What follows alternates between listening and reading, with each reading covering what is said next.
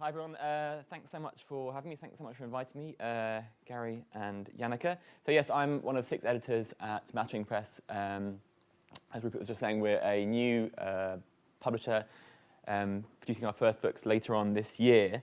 We've got, as Rupert was saying, 4 books coming out later on this year, and we've got about another half a dozen or so that are in the process behind that, so about another half dozen or so books that we've commissioned and are being worked on at the moment. We are a fully open access publisher, which means that our books are available to download for free, as well as being made available to purchase on our website. We're for around £15, so we haven't quite settled on the price yet. As Rupert was saying, I guess the focus of the press is specifically on work coming out of and influenced by science and technology studies, sort of subdiscipline, if you're aware of it, looking at various ways in which science and society influence one another.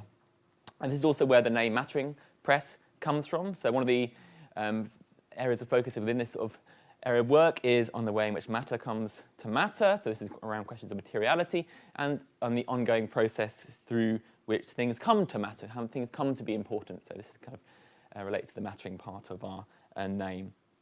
And it's, I guess, this aspect that I'm going to mainly focus on here in a brief discussion of why the precise way that academic texts, and indeed of all sorts, are produced might matter both analytically and politically. Yeah, these are our first 4 books. These aren't like actual covers because we're still working on the cover design, but just if you're interested, so On Curiosity, which is a translation of a book by a STS scholar in France called Frank Rocheroy. He's a very well-known guy if you know him. Practicing Comparison, a book that I'm co-editing on social scientific approaches to comparison, actually looking at how social scientists themselves do comparison. The Empirical Baroque by John Law and Evelyn Rupert, and Imagining Classrooms, which is an account of the relations that surround teaching and classrooms.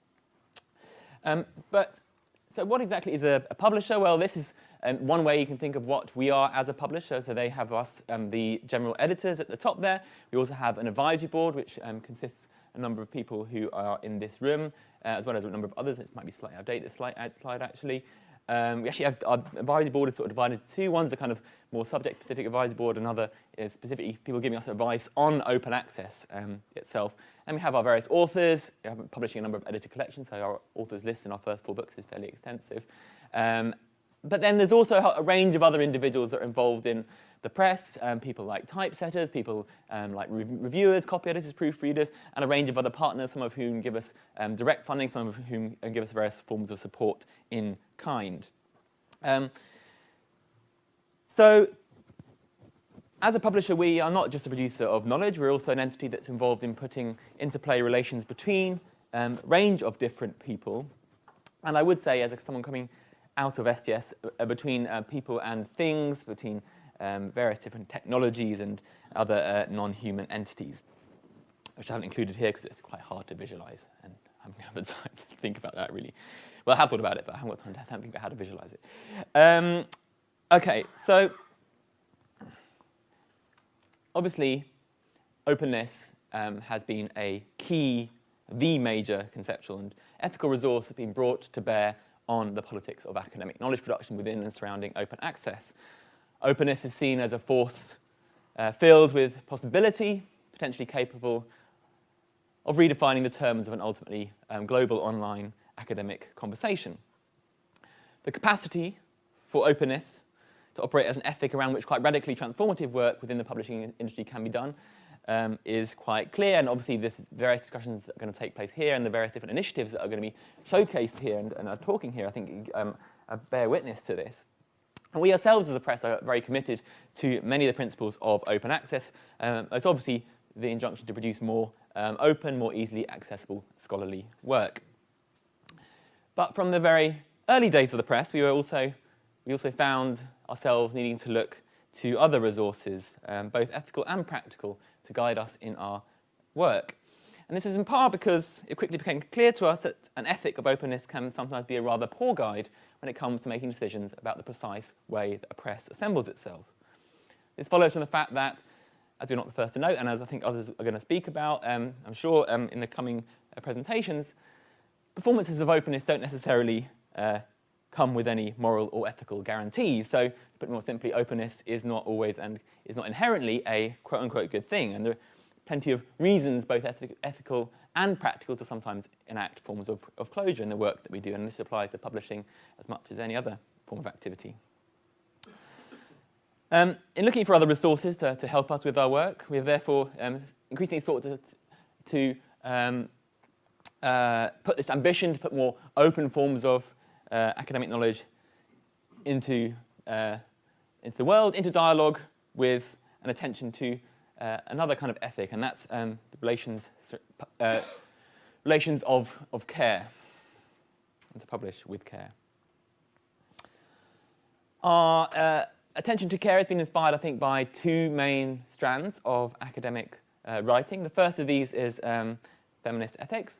In the 80s and 90s, writers like Carol Gilligan, Virginia Held, and Nell Noddings drew attention both to the degree to which relations of care already mediated relations between people, but also to how thinking through care offered a profound challenge to assumptions that were implicit in other moral and ethical theories about the independence and autonomy of individuals. And I particularly like Virginia Hill's understanding of care as a compelling moral salience of attending to and meeting the needs of the particular others for whom we take responsibility.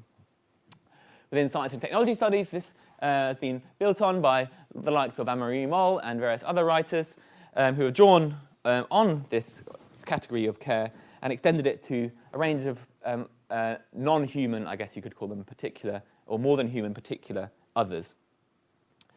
One of the things that thinking and working through care might do, we think anyway, is to draw attention to the inseparability of the publishing practices that we're engaged in and the values that emerge from them.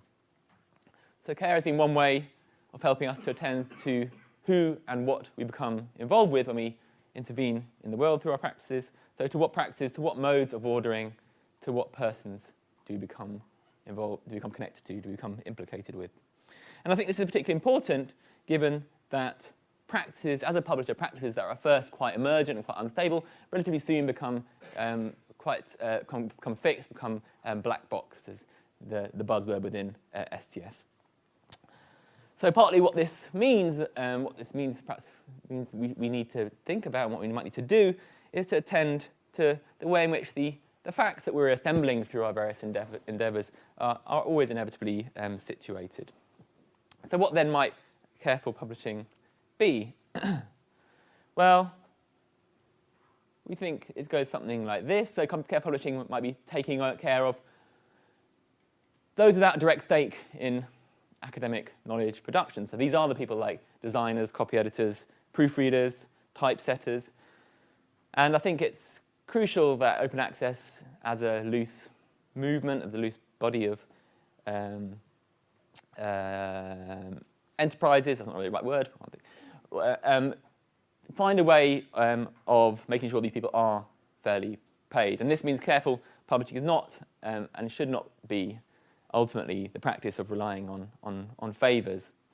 It also might mean doing things like finding ways to render this largely unseen work visible within the publishing practices themselves, and we're trying to think about ways to do this in our books with the help of designers.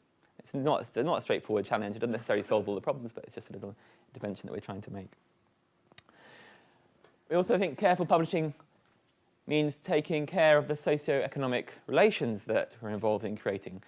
And I think here things are quite messy and quite ambivalent. As publishers, we have to recognise that we routinely become involved in various market practices that we might find problematic. So we might find ourselves performing in a kind of entrepreneurial mode quite often when trying to get funding from various sources. A lot of open access publishers rely, despite not necessarily wanting to, on platforms like Amazon and so forth, which we may not feel very comfortable with. We have to take responsibility for that we are becoming involved in those relations. And to recognise our complicity with this and the ambiguities it entails.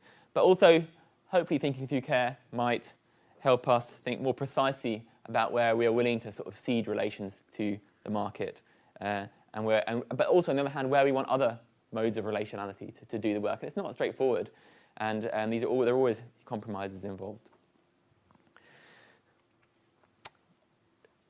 Careful publishing also means taking care of writers. So we're trying to challenge the dominance of double-blind peer review, which many of us find problematic and sometimes damaging.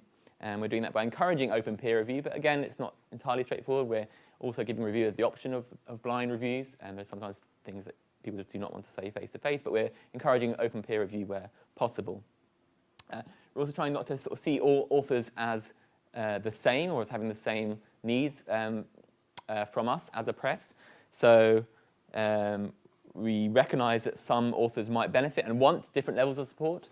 So for instance, for monographs from early career scholars, we are experimenting with a kind of more ongoing review process where the individual works with a kind of more like a mentor than a reviewer. And they have perhaps a number of meetings over the course of the book production process. Now, of course, you have to recognize that this is a potentially labor-intensive process. So it's, again, difficult. But again, this is something that we're experimenting with. And we've done that with Vicky's book, Imagining Classrooms. And it's been quite successful, we think, so far. Careful publishing, also from our point of view, is taking care of the book. We, as a press, are still committed to the idea of the physical book.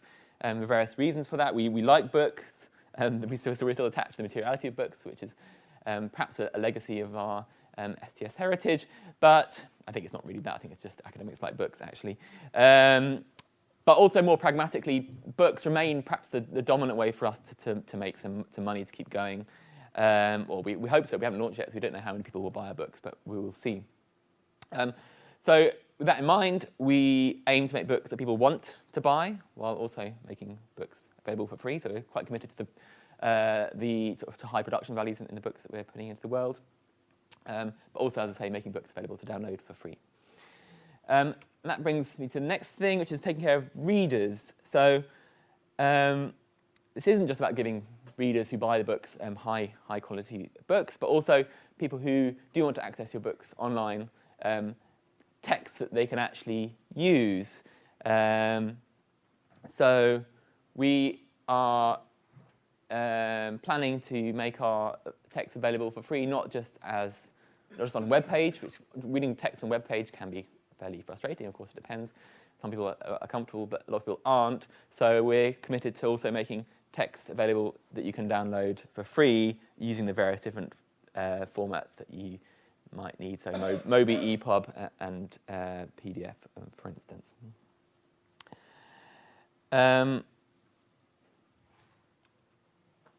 publish also for us means taking care of relations of care that already exist. As academics, many of us are routinely gifting our labor to the publishing industry, to the wider publishing industry, as we do reviews for various different journals and book publishers. And this, of course, this extends to us. So we're asking people to do reviews for us, which, of course, we can't pay them to do. So I think we have to sort of take again responsibility for that and see that as a challenge to do so in ways that doesn't put too much of a burden on people. And I mean, the problem of reviewing is one that is a huge problem in academia as a whole at the moment, and hasn't really been solved. So that one's kind of an open question. And finally, I guess, as an open access publisher, we think that open access publishers need to make sure that they're taking care of open access itself as a loosely defined body of initiatives, that don't necessarily all share the same ambitions. I'll just dwell a little bit on this just to close. And this is because it's notable that in both journal and book publishing, but I think particularly in book publishing, the knowledge associated with building the platforms and production models that produce open access texts, these models have not circulated, have not been opened up to anywhere near the same degree as the texts that these initiatives produce themselves have. There are perfectly good reasons for that. Publishing initiatives in general they have more than enough to do, given that they often involve people working in their spare time producing these texts. They often don't have time to really then kind of go that next step and then start to circulate information about how they produce those texts. That may well be the case, and I think that's kind of fair enough.